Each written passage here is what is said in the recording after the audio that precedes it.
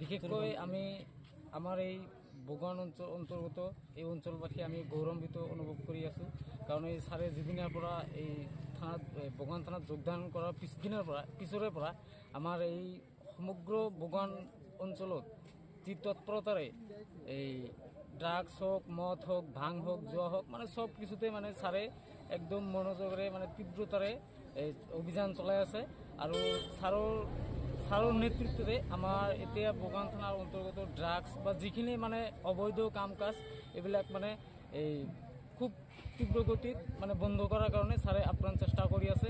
আৰু ছাৰক মই অন্তৰৰ পৰা ধন্যবাদ জ্ঞাপন কৰিছোঁ। আৰু ছাৰে যাতে অনাগত দিনত এনেকৈ বলিষ্ঠ নেতৃত্ব লৈ যাতে ছাৰে এনেকুৱা কাম অবৈধ কাম যাতে বন্ধ কৰে, তাৰ কাৰণে ছাৰক আকৌ এবাৰ ছাৰক মই ধন্যবাদ জ্ঞাপন কৰিছোঁ।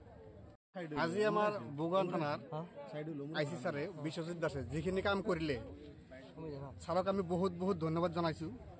আৰু যাতে অনাগত দিনত যাতে এনেকুৱা কাম কৰে পাৰিলে আমি সহায় কৰিম। আৰু যিবিলাক ল'ৰাই এইবিলাক কাম কৰি আছে, ড্ৰাগছ লৈ আছে, শুনাব বহুত কলেজৰ ল'ৰা ছোৱালীও লয় এতিয়া, আপোনালোকে সেইবিলাক বস্তুৰ পৰা ড্ৰাগছৰ পৰা দূৰত থাকিব।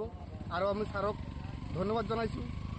আৰু অনাগত দিনত ইয়াতকৈ যাতে আৰু ক্ষীপ্ৰতাৰে ড্ৰাগছ, মদ, জোৱা সেইবিলাক বন্ধ কৰে, তাৰ কাৰণে আমি আশাবাদী।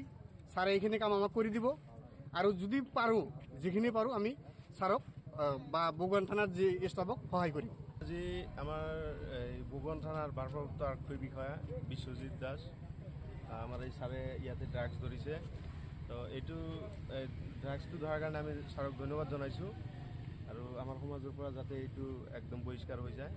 আৰু ছাৰে যিখিনি চেষ্টা চলাই আছে, যিখিনি কাম কৰি আছে, আমি আশাবাদী অতি সোনকালে এই ড্ৰাগছ মুক্ত হ'ব, জোৱা মুক্ত হ'ব।